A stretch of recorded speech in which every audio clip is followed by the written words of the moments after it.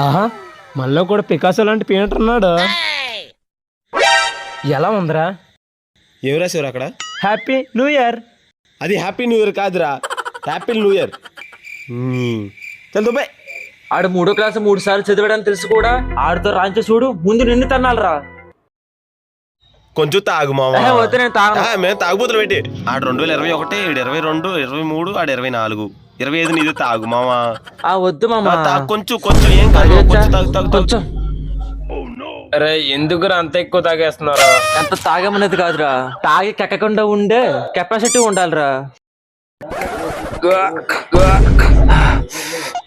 ఇంకా ముందుందారా? ఎక్కిందే తాగిరా. నైట్ 12 అవ్వబోడికి చాలా టైం పట్టేలా ఉంది. అప్పుడు దాకా ఏం చేద్దాం? మరి రోడ్ల మీద హ్యాపీ న్యూ ఇయర్ అని రాద్దామా? ఈ రైనా సరే మన యూనిటీతో కరెక్ట్గా ఆలోచించి ఎటువంటి తెంగర పనులు చేయకుండా సక్సెస్ అవ్వాలి.